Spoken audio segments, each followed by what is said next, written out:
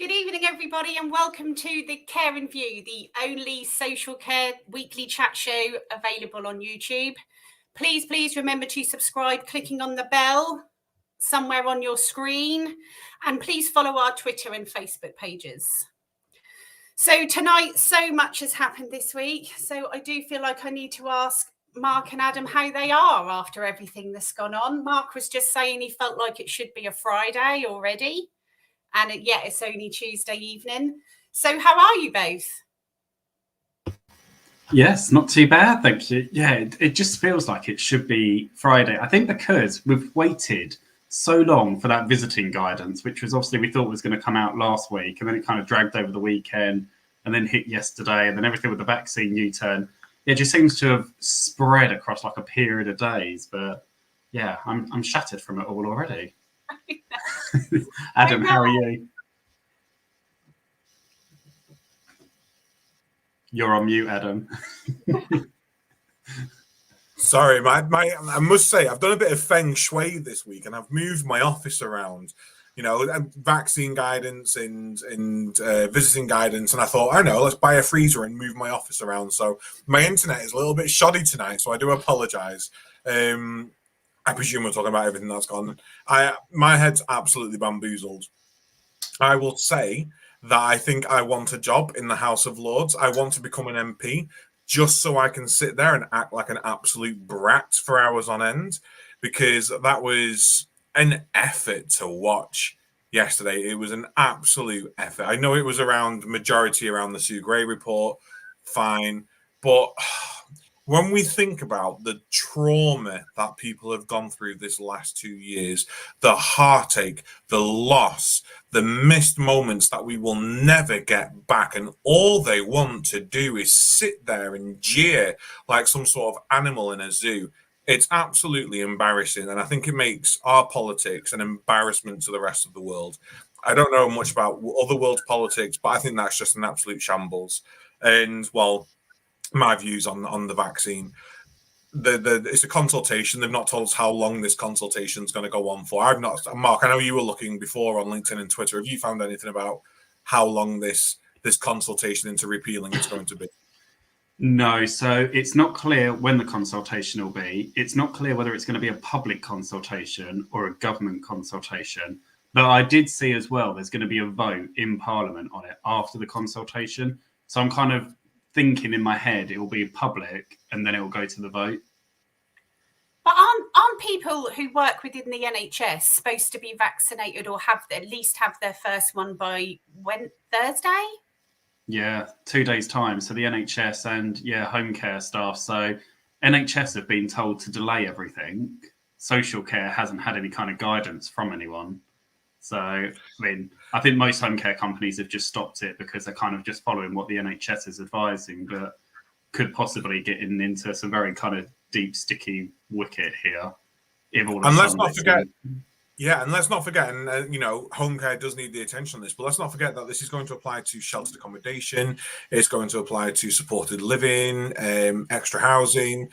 Daycare services I'm not fully aware of, but I presume day centres are fine at the moment. Because not being CQC registered most probably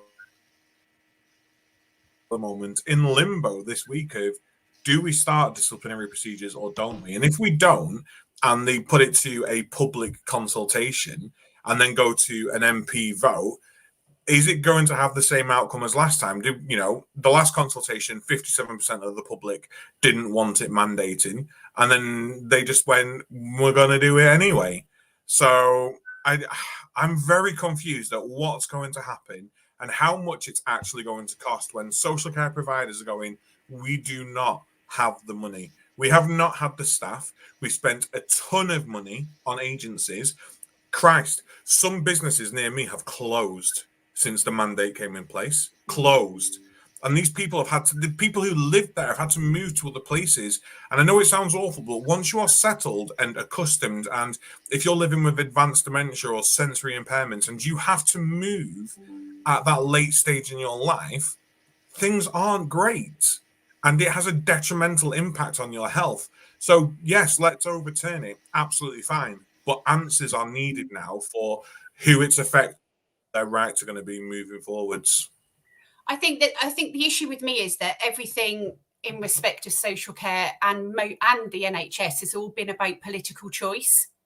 It's never been the choice of those that work in the NHS, the patients, those that live in residential and nursing services. It's always been about political choice. And then I think my frustration out of it all was Sajid Javid saying he makes no apologies for everything that everybody's been through.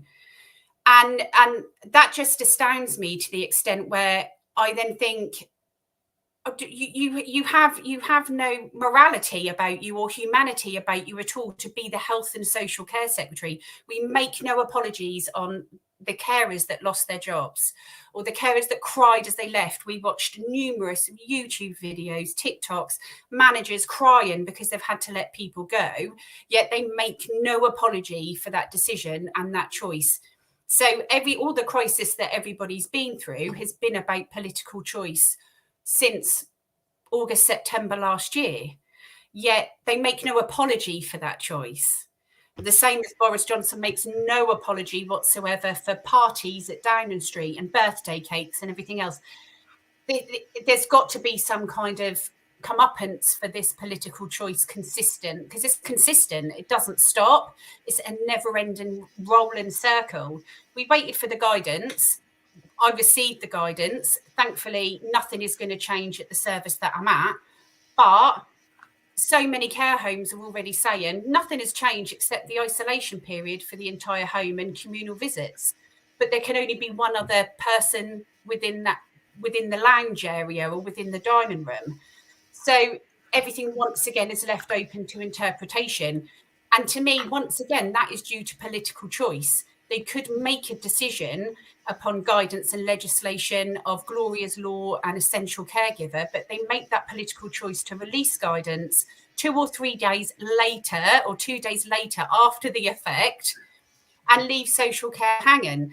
And that's my frustration. I think there needs to be a huge inquiry into everything that's happened to just turn around the way they have and say, well, no, it's going to go to consultation and everything could change. Yeah. What about the impact of the last 6 to 12 months? I completely agree. My worry is that it goes to public consultation or whichever way it goes. I think there was so much media and talk from government, wasn't there, that the vaccine was the way out, it was the answer to everything, that I think now the public would back the mandate. And I think obviously if it goes to Parliament, they're obviously all for it. So I think either way, it's going to be a very touch and go outcome, I think, because I think when you talk to people that don't work in health or social care, I've not met anybody that thinks that it shouldn't be mandated. All my friends that don't work in social care, all my family that don't, they all think that it should be mandated. And that's, it's fine to say. And it's for fear of making this into a conversation about purely the vaccine, but how would everyone else feel if all other sectors suddenly had it mandated against them and they were turning around and going, really, really sorry, we've only got half capacity at the cinema today, so you can't come in, or really, really sorry, there's no one to man the bar today at the pub because no one's vaccinated and we can't have them working with us. It's completely different. And I will still argue the fact that being COVID safe is not just about being safe from the virus. You've got to be safe from isolation. You've got to be safe from loneliness, malnutrition, dehydration, lack of stimulation, understaffing, tissue viability, pressure sores. There is so much to take into consideration here that we shouldn't be cutting our noses off to spite our face. And I think something has to be said. I am for NHS and NHS and social care working together. They are our colleagues. Social care helps the NHS. NHS helps social care. But there has to be something said that 70,000 NHS workers have kicked up a fuss and people have gone, maybe we shouldn't do this. And actually, we just evicted 40,000 care workers from care homes last year and no one batted an eyelid. They were vilified overnight. They became villains. These carers were there, like you say, Dawn, crying on YouTube, TikTok, Facebook, Twitter, and people going, you're selfish, you're selfish, you're selfish. Now we've got actual doctors and consultants going, I'm not having the vaccine because I don't want it. And people going, oh, maybe I should listen to them because they're a doctor. Where's the professional identity? Where's the professional respect moving forwards? If we're going to work together, there has to be that parity moving. I don't know. I'm getting myself really irate about it today. I think it comes back down to the conversation that care workers are still seen as unskilled, aren't they? Because they thought they could just lose 40,000 care staff, easily replace them with somebody else, whereas you can't easily replace a doctor or a surgeon because it's years of training. But actually, my argument is it might be a care worker, but you're losing years of skills and experience and that continuity of care to the people that we support. Yeah. Well, we shall see. We shall. So this evening we have the most amazing guest. We have Rachel Barber from Living for Moments to come and talk to us this evening about sensory loss. And if we could bring Rachel in, just to alert everybody that when we go to speak to Rachel, we will be raising our hands so she can see that and acknowledge who is going to be speaking at any one time, so we don't all talk over each other. And Rachel will explain what equipment she's using at the moment in order to assist her this evening. So good evening, Rachel. Good evening. Thank you very much for having me tonight. So yes, I'll be talking about equipment I use for various settings. So I'm just going to introduce myself. I'm Rachel from Living for Moments, which was set up to improve the quality of life for people living in care homes and in the wider community. And as part of that, I've set up training to improve access for people with a hearing loss, and that's actually across all sectors, because there are over 12 million people in this country who are living with a hearing loss. And I lost my hearing, I've always been deaf, but 5 years ago I lost further hearing. And during those 5 years, I realized this technology has moved on a long way. So one of the things that we do in the deaf awareness training is make people aware of a new technology that's available to assist in different settings. So, and the other thing I'm really passionate about is choice. You were talking about choice earlier. I lead sessions on empowering choices because I believe if people understand the legislation, like the Mental Capacity Act, the Care Act, and Human Rights and the Equality Act, more professionals will be able to empower people to make choices. And that's something we're severely lacking at the moment in social care and also in health settings as well. Yep. So tell us about your hearing loss, Rachel, and when was this diagnosed? So I was born severely deaf. It was diagnosed quite early on because my mother had rubella when she was pregnant, and so that's one of the potential risks of having hearing loss. And so it was diagnosed within the first year. So the Royal Nuffield Hospital in London were very, very helpful in getting me diagnosed quickly, but also getting the support I needed very early on in terms of equipment, hearing aids, but also getting the intervention the family needed to how to talk to me to enable me to acquire language, because acquiring language is extremely challenging when you don't have much hearing. A severe hearing loss is a significant loss. So you're talking about not being able to hear anything without a hearing aid, but with a hearing aid, you can hear some sound, but not some high frequency sounds. Having said that, when I was 11 years old, the hearing aids got a bit more powerful, so I was able to hear S's, which was the first time. But for a long time, that was missing from my language because I just simply didn't hear it. So that's when I was diagnosed. That's Mark. So when you were younger, Rachel, what support was there for you when you were growing up from the hospital and the teams from the healthcare services? Yeah, growing up in the hospital. Sorry, can I just read the captions there? Yeah. Yeah, so the hospital teams provided some peripatetic support for the family. So they were equipped to be able to communicate to me effectively. The hearing aids were supplied by the hospital. There was a residential 2 days, I think 2 residential settings that they were invited to, how to communicate effectively with a deaf child through play. And it's all about different the expressions, the way you talk, and using play as a way of communicating to a child. I mean, children learn language through play anyway, but it's in a very specific way. Because obviously you have to be visible all the time to be able to see your faces, to lip read, and also how to use books to teach children how to speak.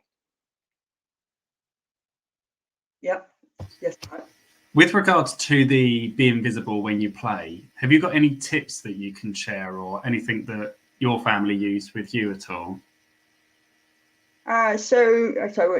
Being visible when you play. So essentially making sure you never cover your mouth. That's the most common mistake that we all do. We tend to go like this, or block it in with our glasses or objects.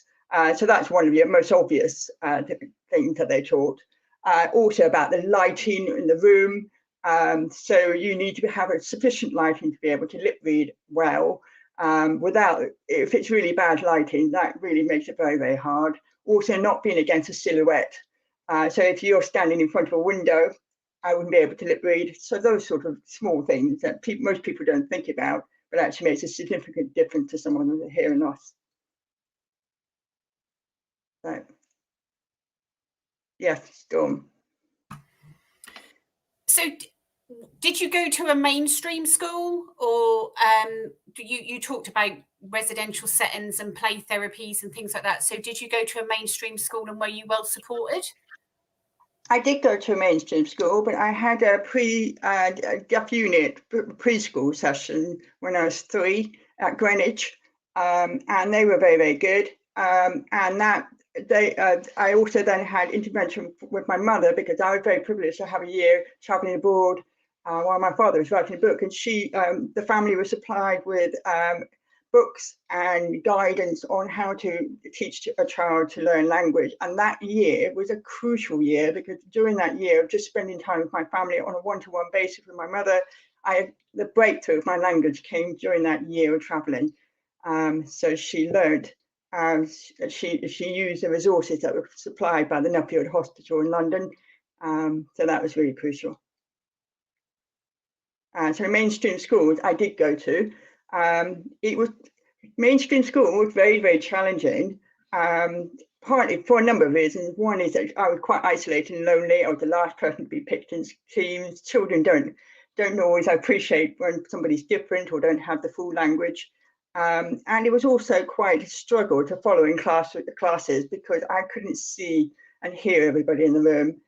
So I had very fragmented notes, because I heard a 1 word in 10 or something. So the notes just didn't make any sense. So it was hard work, but I did manage just about. And then in secondary school, when I moved to Belgium, I had a superb input of a speech and language therapist and then a special needs teacher. And they made a huge difference. So the speech and language was particularly good in teaching me grammar, which I acquired very late, because again, with not hearing fully, my language development in that area was quite late.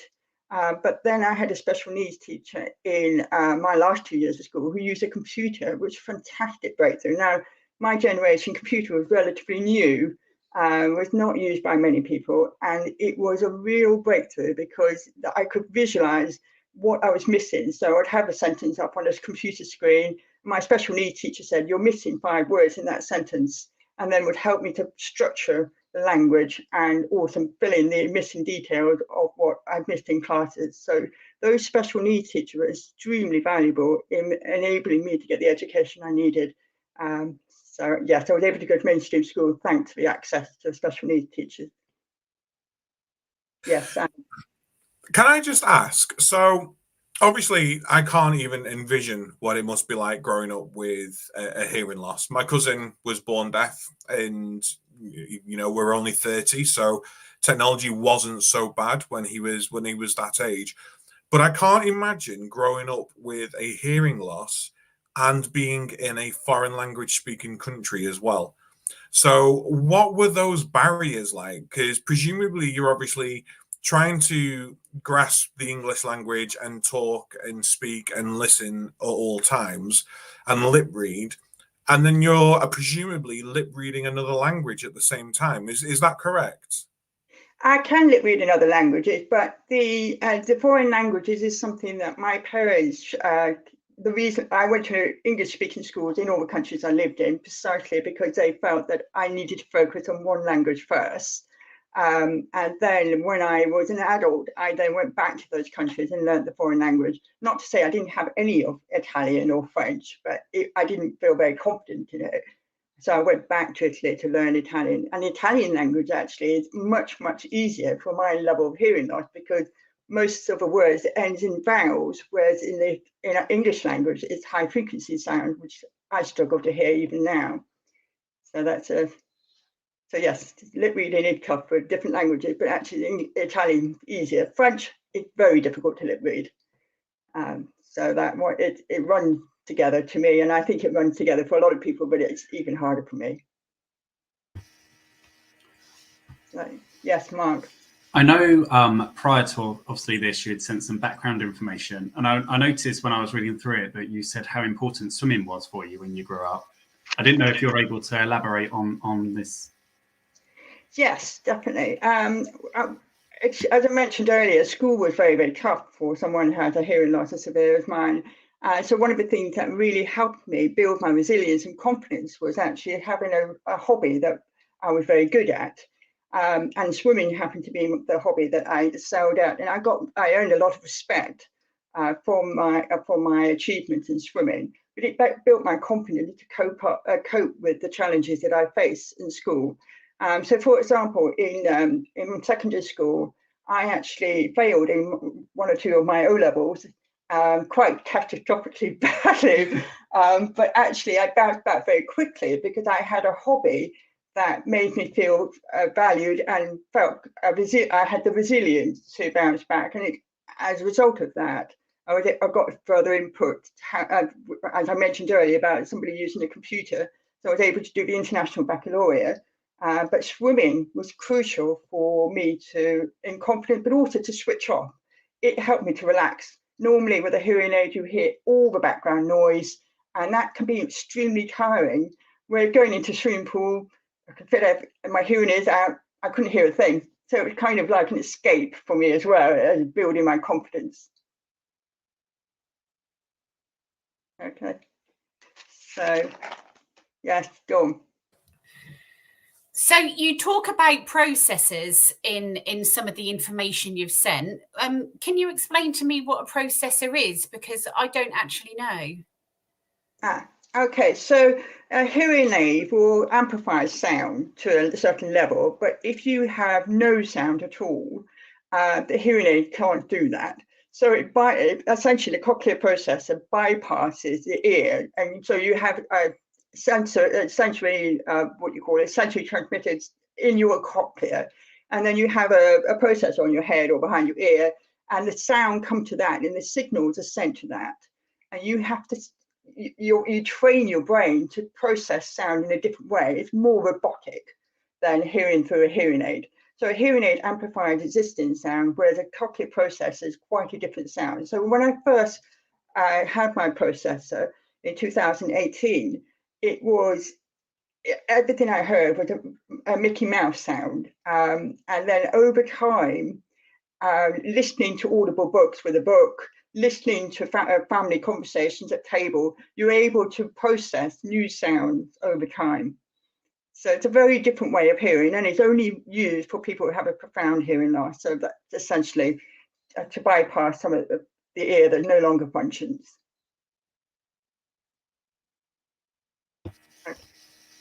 Yes, Adam. Sorry, Mark, beg your pardon. No, that's okay.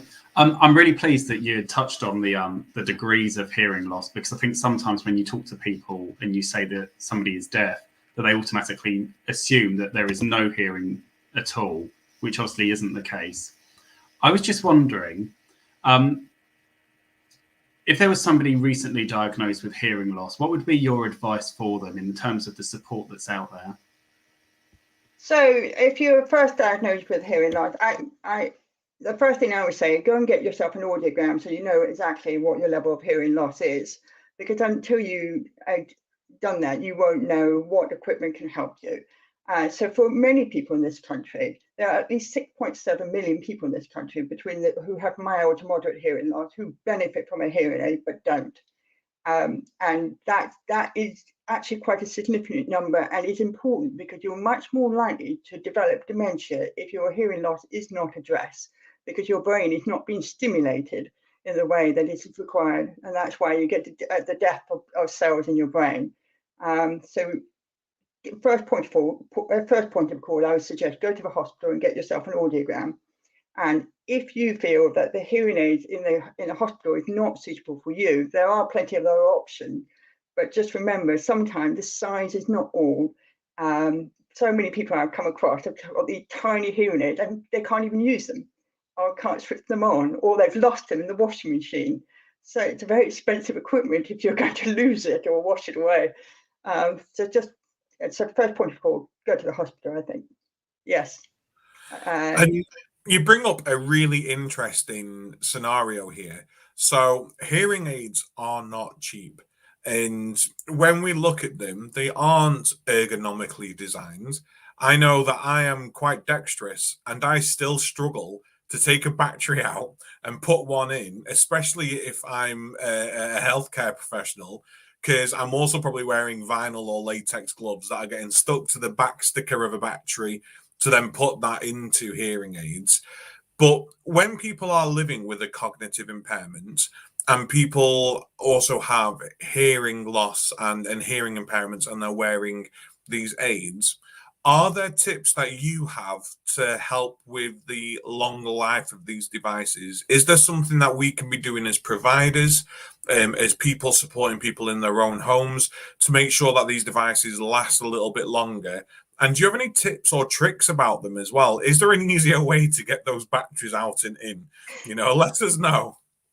Well, it varies from device to device, but I mean, it can be quite tricky. But the main thing is to change it once a week regularly, on the same day. I mean, particularly if you're working in residential care, the number of people who are wearing hearing aids where the batteries have run out is significant. And the easiest way of doing that is getting into a routine of changing at the same time each week.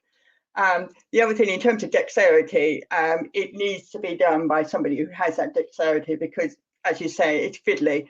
And so, the really, really small one, I can't get them out either. So I don't have any top tips on that. It's just practice, I suppose, but I find it hard myself. I mean, I don't have hearing aids with really small batteries anymore, so I don't have to deal with that.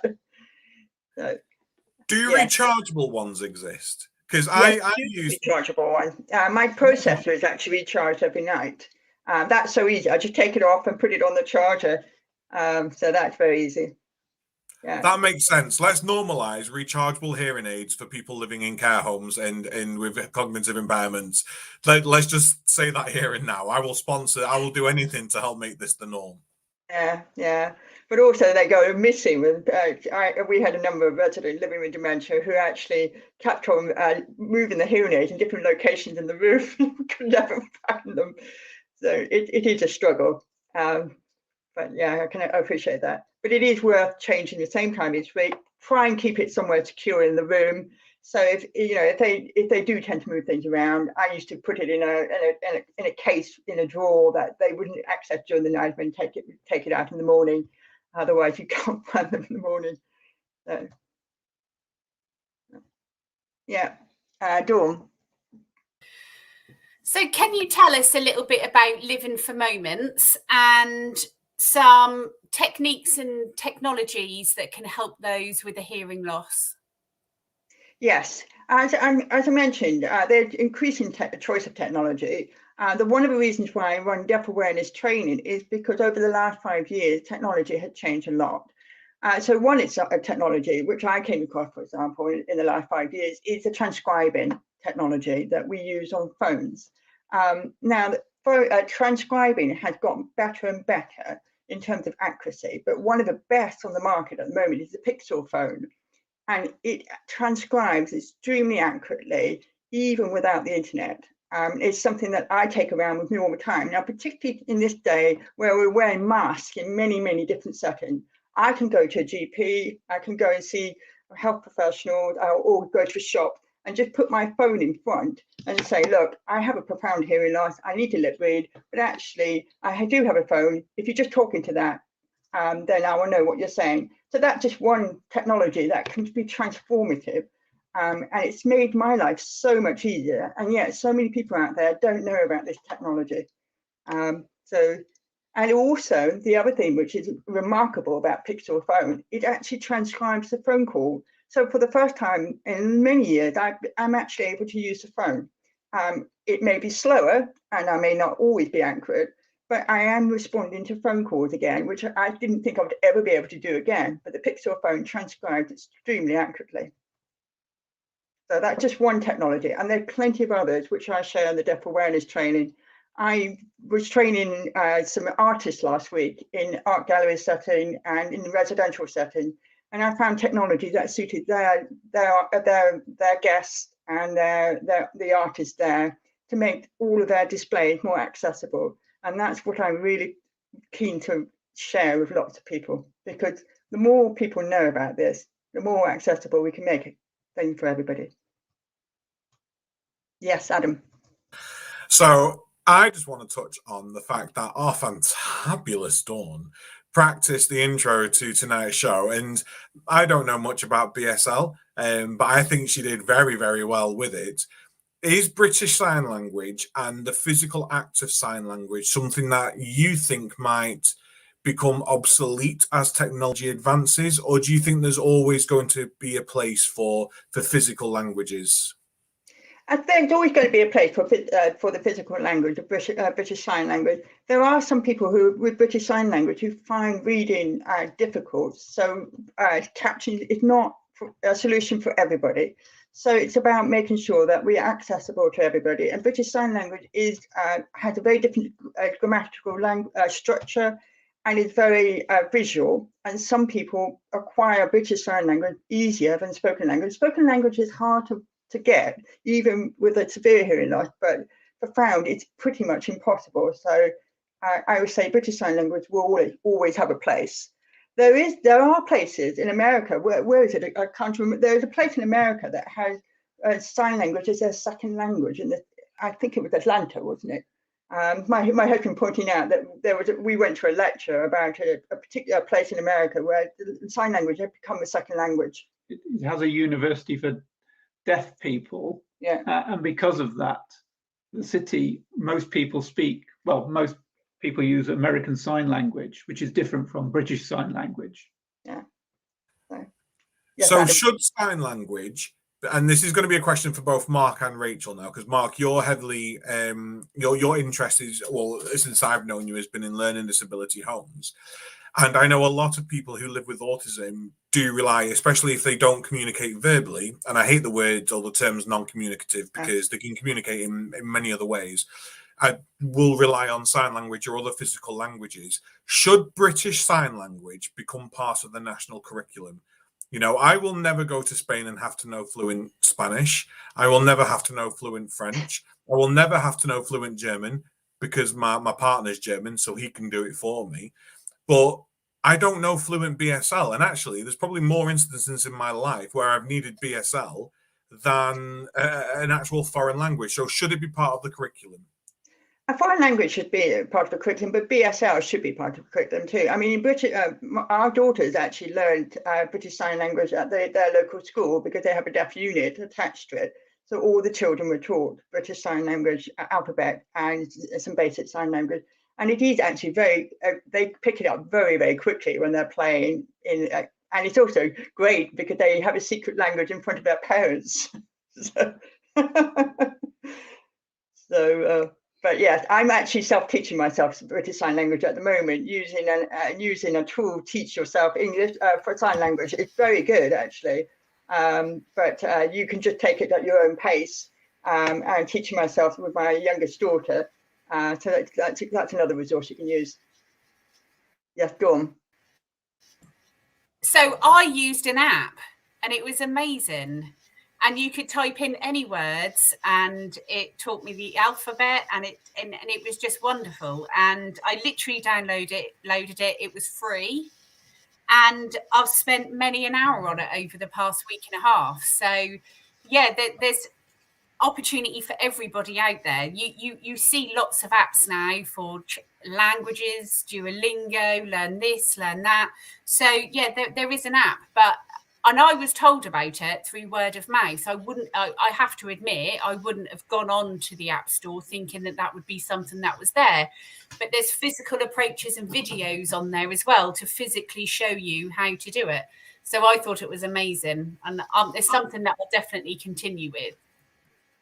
That sounds really good. Yeah, so I think it's great when all of us can learn to be able to communicate, because it really helps to access. If anybody comes to your service and that's the only language they speak, then it is really good. It's really helpful for us to be able to speak back. Yeah, Mark. Hello, Mark, you were waving. So are you speaking? Oh, has it frozen? And I was gonna talk about the apps. So one app that I always used to recommend was Sign. So did you use Macintosh? Can you hear me? Or... services you use? Yeah. Oh, Adam, Dawn, can you hear me? I don't know whether. I should have loved him. So technology, the joys of technology when it lets you down. And I suppose this is another thing, isn't it? Technology is not infallible. So courteousness and just asking someone, do you need any adaptations when we communicate that don't rely on technology is essential, isn't it? Because you can easily say, well, it's fine, I will rely on tech. But I could sit here with my laptop and talk, and if your device didn't work, and then it's not going to help you. So it's always about that communication and finding out on the basic level what is the minimum you need for us to be able to support you, so that we're not isolating people. And I think that's essential, isn't it? I mean, I will call out, we use StreamYard for our chat show. We broadcast live through StreamYard.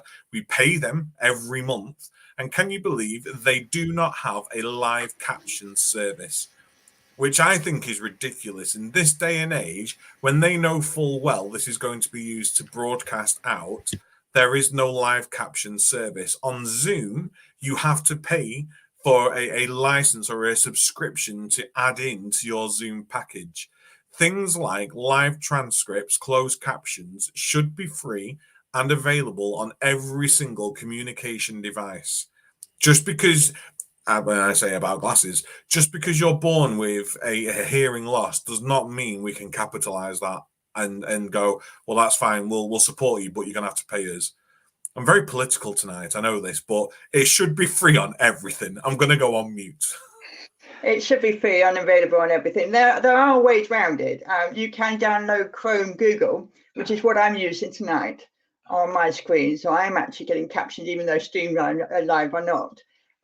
And Zoom, you're right, some captions are not available on Zoom. And it's particularly annoying is that the breakout rooms don't have caption, which is ridiculous, because what's the point of having just one main room? So it is very frustrating. So yes, captions need to be available. The other thing I was just going to mention is in terms of meetings, which some of the very helpful techniques to be aware of is the chair can make a huge difference in any meeting. So one of them, for example, is about the chair summing up at various points during the meeting to bring people back in. But also, if you want to involve someone who has a hearing loss and ask them a question, it's nothing worse than being asked on the spot, what do you think? If you haven't heard some of the information just been said. So the chair summing up just before you ask a question is a huge help. So the role of a chair in meeting is really important, which is one of the reasons why in deaf awareness training, we go through lots and lots of different techniques, and that's just one of them. So I would encourage all employers and employees to access deaf awareness training, but there's so much more we can all do to be inclusive of everyone. If we know what those techniques and what those technology is, what technology is available for different settings. But it's more about simple techniques like lighting, acoustics, all those sort of things, and access to information at the right time from various people in the room. Okay. So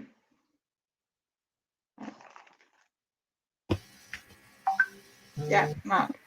I'm back, so hopefully you can hear me now. My Wi-Fi dropped off. It's like the most annoying thing in 2022, isn't it? Wi-Fi problems.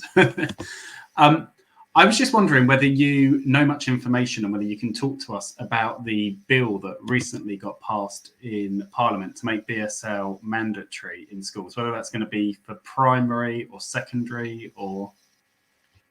To make Yeah, that still need to go through in March, but I'm not sure exactly what the details of that bill is, to be honest. But I'm really pleased to see that BSL has been considered for becoming a recognised language and also to be required in school. So, yeah. Yes, Adam. So when it comes to care homes, and I'm going to use the term care homes to refer at this moment in time, well, I'm going to say elderly care homes because that's where my experience is. What tips do you have for care professionals? And when I say care professionals, care workers, care assistants, managers, senior carers, whoever, when they're communicating to someone with a hearing loss, but also has a cognitive impairment? So they may be wearing hearing aids, but is there something different we can do? Is it body language? What I was saying then, Rachel, is it something different we can do? Is it body language, mimicking the whole talking without looking at somebody? Is it height? Do we come down to eye level? What are the ways that we can do to communicate with people whom we support? Okay, so yes, I have a lot of experience of that because I worked 5 years in a care home setting, and up to 70% of residents have a hearing loss in older people care home. And as you say, so many of them are living with dementia as well. Now, the key thing for people living with dementia is about not shouting and raising your voice. So it's about really keeping a positive voice, but not shouting. The other thing is the body language is absolutely critical. It needs to be in sync with what you're saying. So if you're angry, it best not be going in the room with them, because actually that's going to bring a very bad reaction. Whereas actually, if you're in a positive way, if you're talking in a positive way, even if they don't understand what you're saying, they will feel and see that you're doing something good with them. And the other thing is about the choice of words that you use. There are certain words for some people which are harder to understand. So a classic one is, say, house, which is for somebody with a hearing loss, can be much harder to understand than saying home. So play around with the different choice of words, and also somebody with cognitive impairment may forget certain words, but actually substituting it with a different word can make a huge difference. The other thing which I found very helpful is sometimes just drawing a visual, and my drawing is actually rubbish, but just giving a quick symbol of what you're talking about can bring that person back in. So even if they don't understand what you're saying in terms of detail, they will have an idea of what you're talking about. So a picture can make a huge difference. And body language is also fundamentally the most important in terms of making sure that you get a response. So is that what you're looking at, or is there anything else you wanted to ask on that topic? I mean, no, that is it's essential, isn't it?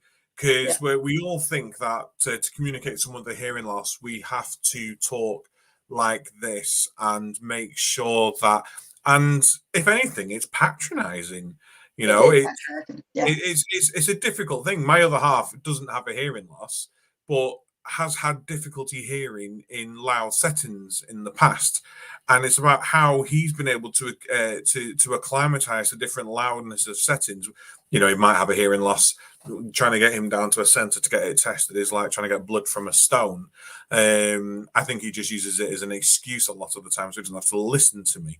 But it's about that self-awareness and making sure that actually we, like you said before, hearing losses can lead to dementias early. One thing I want to ask, Rachel, is, do you think the stigma's changed over the years since you were born and was diagnosed? Do you think public stigma, do you think attitudes towards people with hearing losses has changed in that time period? And you don't need to give us that time period. I'm not here to pull the age out of you. We all know it was only about 20 years ago, but I'm just saying, do you think things have changed? It's difficult for me to say. I think more people are aware of hearing loss. I've sometimes been, I sometimes struggle because I actually have very good hearing speech for my level of hearing loss. So people assume I don't have a hearing loss, and then I end up having misunderstanding because of my level of speech. But there is more awareness of hearing loss, but I think people forget very quickly that you have a hearing loss, and that can be that can be a problem. And also some people assume just because you have a hearing loss, you're not bright because you haven't heard the full sentence or you haven't heard the full story. And there are certainly some things I find more difficult. For example, comedy is extremely difficult because it's fast. And by the time you've heard something, you probably heard the punchline rather than the beginning. So it's sort of, it doesn't mean we're thick or don't have a sense of humor. It's just that we haven't heard the full joke. So yeah, I think people's attitudes are changing and people are aware of hearing loss, but the way people treat you is still very similar to what they were before in terms of being impatient, making assumptions. So for example, people making assumptions that I couldn't make a decision, and I challenged that, and I thought, oh, you actually can challenge, and people make assumptions about your intelligence. So I've had a lot of people in school assuming that I wasn't intelligent. And actually, it was just because my language was behind at that point. And that's the other thing I would say is that school, education and council really need to be a bit more careful, because the number of children I've seen where the expectations is so low. And of course, they're not going to do as well if you have that low expectations. So you really need to make people aware that if you give them a chance, you will actually get much more out of people. So again, as you were talking about, don't talk in a patronizing way. I still see that sometimes. I'm very, very unimpressed by professionals in hospital settings, to be honest. The number of professionals I've seen in health professionals I've seen in hospital who were very patronizing, particularly when I lost my hearing completely. I had a comment, which I couldn't believe my ear, even though I couldn't hear it, saying, why are you making a big fuss about losing your hearing? Because you've always been deaf. What? The difference between a severe hearing loss and profound is huge. The difference of hearing a little bit and nothing is huge, because you no longer have the sound to be able to lip read. So lip reading requires you to have some sound, whereas if you don't have that, it's a lot of it is guesswork, and guesswork is half the time going to be wrong. So that's why I misunderstood it. That's why the significance of that loss was so big. And Yeah. I love the fact that you brought up comedians and how difficult they are to understand, because pop culture has the ability now to change public perception. And we have Rosie Jones, who is quite a prominent female comedian now, living with a disability. And she's normalizing the fact that people can be disabled and funny. And I think it's great. And for everyone who watches this, I'm a massive nerd. I'm a geek, and I love my superhero films. And in one of the latest Marvel films, we got our first deaf superhero. And in the movie, we actually had to rely on closed captions in the film to understand what was going on. Instead of her signing and someone translating it for us able-bodied folk, they relied on closed captions. And I just think we need to normalize this within normal media. Is there anybody that you think has helped contribute towards this raising awareness in pop culture? Admittedly, I don't watch much reality TV, so I don't know if there's been anybody else in deaf awareness, but has there been anyone in support of deaf awareness in pop culture that you're aware of? Well, the most recent one is Rosie in terms of the Strictly Come Dancing, but in terms of comedy, I haven't come across any other deaf comedian, but I do listen to comedians, but it has to be with caption. I can't go to live performances unless they captions on the stage, because as I say, I would lose half a joke. But yeah, in terms of normalizing, it would be good. Yeah, Mark. I think when it comes to awareness, there's still so much more that can be done. So I remember I went on a deaf awareness course, and I remember them telling me that Halle Berry is deaf in one ear, that you would never know. And also Whoopi Goldberg also suffers from hearing loss. But again, I don't think they ever talk about it, so you wouldn't know. Yes, there are actors who do have a hearing loss. Most of them have a mild to moderate hearing loss, which is generally the most. 8 million people in this country have mild to moderate. And some actors do share. I mean, for example, Judi Dench has lost some hearing, and a few others, and they share the frustration. So yeah, there's more. They're raising the awareness that they have a hearing loss. Yes, definitely. Yes, Mark. Oh, Children of a Lesser God is a very good film. Yeah, that, my husband pointing out there was a very good deaf film on Children of a Lesser God. Have you seen that? It's a beautiful film. It's about 20 years old, I think, but it's beautiful about a deaf woman who signed, and it's in a signing community. But it's a beautiful story. So I would recommend you to watch that.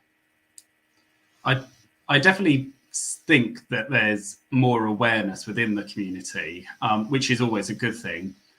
With regards to the workplace, are there any tips that you could share if we've got any employers or managers watching that might have staff that are living with hearing loss, some tips that they can put into the workplace? Okay. Well, the first one is, as I mentioned, about meetings, making sure that everybody's visible and also summing up key points, making sure the lighting is good, making sure the acoustics is good in that room. So softened, echoey rooms are hard. No silhouette, using appropriate technology. So the number of places that have loop systems which are broken is really not helpful. So if you have a loop, make sure it's maintained and checked and tested in terms of working, but also in terms of batteries, because a number of places I've been to where the batteries have died, it's not very helpful. And also the other thing is really, really helpful when you're having meetings about decision making. Pre-minuted minutes are really helpful. So, and that's also extremely helpful for people with neurodiversity. So it means that the meetings are structured, you know what's going to be talked about, you've got the expertise, and then you just update them as the meeting goes on. And that's really, really helpful for people with a hearing loss, but as I mentioned, for other people like neurodiversity, helpful for them as well. So, and the equipment, if you have radio microphones for the key speaker, that's also helpful. I think with anything when it comes to EDI, equality, diversity, and inclusion, it's about creating that culture. So, you know, anybody with a disability, you know, I don't mean this detrimentally, will most probably be in the minority in any setting that they're in. And not every home is going to have someone living with them who has got a disability, whether it be that physical or cognitive or what have you. So making sure that culture already exists in a setting is essential, so that when somebody moves in, it's proactive and not reactive. So I know you just mentioned about your technologies and other things, but what have you found, especially since you've got experience working in care, helps to embed that culture within a service? It's really about making sure you educate your staff to sit down and listen to what people need, and also making staff aware that they feel safe to share what they need, because as you say, there will be other people who may have hidden disabilities. So it's creating that culture for people to come forward and say what would help them. Certainly, I always went forward and said, this is the equipment I need. So I needed a radio microphone, I need a conference microphone. It's being very transparent. What you need is essential, but also giving the space for every single person. As a care home manager, I used to sit down with individual residents and spend time getting to know what their needs were. So one site does not fit all. The activities, for example, for people with, in care home quite often were too big. They need to be smaller groups. You need to have different settings. Quite often the rooms were the wrong size, things like that. So you really need to sit down with the individuals and find out what works for them, because what worked for one person might not be the solution for somebody else. It's about tailoring it to everyone's individual needs. So I'll just say, listen and speak. The other thing is access to work. You do speak to access to work, because they do provide support financially to get equipment. And it's something that I use in previous employment. So the radio microphone I was talking about was provided by Access to Work. And there's many other things like support worker. I have, for my current role, I have a support worker some of the time, and that's funded by Access to Work. So there are ways of getting the support you need in a different setting in terms of employers. And I suppose the other thing to take into account, and I remember this from my manager's days, was it's not just the people you're supporting or the people within your own work team that may have that hearing loss. It's people coming into your building. It's your social workers, your doctors, your nurses, your relatives. It's anybody that might step foot on your premises. And if you're, and I suppose this applies to everything, because I'm a firm believer that any public service, whether it be a shop, taxi rank, what have you, cinema, people should have education and training in dementia. And actually, when you come to think about it, they should have this training in all settings. Because just because someone lives with you doesn't have it, and someone who works with you doesn't have it, someone else that walks through the door might. And it's about making an inclusive society, not just an inclusive organizations. And because, you know, we all want open cultures, but the idea of making individual organizations inclusive is in itself closed if we don't then spread that out across society. It's showing good practice there. So, I mean, the deaf awareness training that I deliver is tailored to the specific organisation. So I would adapt it. So, for example, last week I was talking to professional artists. Their setting was very different from, say, in a hospital setting or in a care home setting. So the training is adapted according to what people want to hear, to learn about. It's also about making sure that people feel safe to talk to me as well, because it is quite scary when you lose your hearing. And I found at the end of my training that actually I have this opportunity for people to talk to me privately and say, can I have a chat with you just to go through what the options are for me or my relatives? And that is something that I offer, because I know from my personal experience, when I lost my hearing 5 years ago, that I was terrified I couldn't hear anything. And I lived 2 years in silence. And it was only after accepting that my hearing was never going to come back that I was able to accept help, but also to find solutions for me. And I'm very aware of that when I see others that are frightened and they're in denial of their hearing loss. And I personally believe more people in this country would wear a hearing aid if we actually go back to those people who maybe were offered a hearing aid when they were in that denial stage or when they were frightened. Whereas if you go back and say, look, when you're ready, these are the options, come back to me, and then we can explore that, then I think we will get more people wearing hearing aids. There's 6.7 million people in this country who benefit from a hearing aid but are not. And that is a huge number, and it can make a huge difference to what you can do in terms of leisure or your activities. You don't need to be isolated. And that's what I want to get across, is that you don't need to withdraw and be isolated, because there are equipment out there, there are resources out there, there are techniques out there that can help you to be integrated, because we are social creatures. It's not normal to just withdraw into your room and not talk to anyone, but that's the worst thing you can do. Oh. Yes. Mark. So I think some of the social media companies do a really good, or they progress really well in the kind of like the last year or two in terms of making things more accessible. So we've got Instagram, Facebook, TikTok that have obviously captions so that it's easy to follow as well. I'm conscious of time, but one thing I really wanted to ask was, what would be your kind of one wish for deaf awareness kind of in the next kind of couple of years? What would you be one wish for deaf awareness? Just a deaf awareness to be in every setting. So in other words, every setting from shops to a leisure centre, because the more people are aware of what we can do, the better. So, for example, going to a theatre is incredibly frustrating when you turn up and there's no working loop system. Whereas if all of us were aware of what we can do for people with a hearing loss, then everything would be much more accessible. So it's society that created those barriers. But when actually together we can create solutions that would help everyone. Yes, Adam. Just one more before Dawn closes us down, because Dawn is our Jackie Weaver tonight. Is Jackie Weaver still relevant in 2022? I say so. I think she is. Dawn is our controller tonight. Where can we find your training, Rachel? Let's remind all of our listeners where we can find your training. So you can find me on the Living for Moments website, and we take bookings for groups and for individuals. We also offer coaching, because some people find it helpful to come up with their own solutions with the support of a coaching environment. So I do one-to-one with individuals, and the deaf awareness can be booked on an individual basis as well. and group booking from 8 onwards.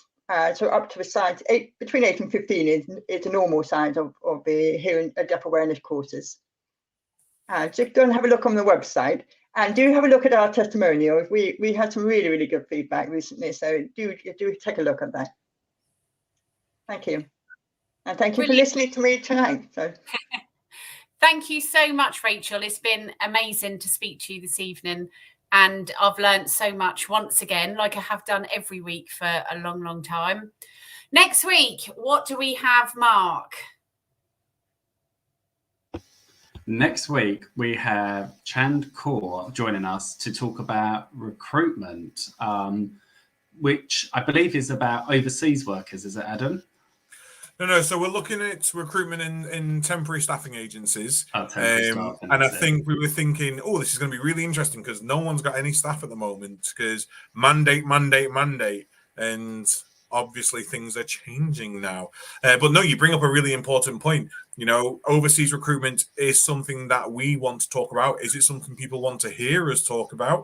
If so, I know we've got some good contacts and we will do a show on that in the future as well.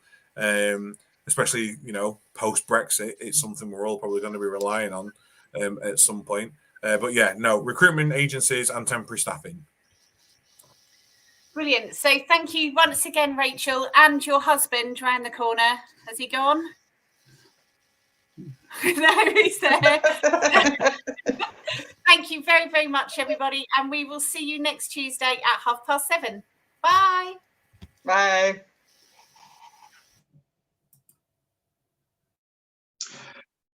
Thank you again for joining us tonight on The Caring View. If you enjoyed tonight's episode, make sure you hit that subscribe button, and whilst you're here, check out some of the other videos that we've got up online. If you've got something that you think may be interesting for us to discuss, or if you want to guest spot with us, then drop us an email to thecaringview@gmail.com. Follow us on Twitter, find us on Facebook, all the information is down there in the description box. But until then, have a good evening, stay safe,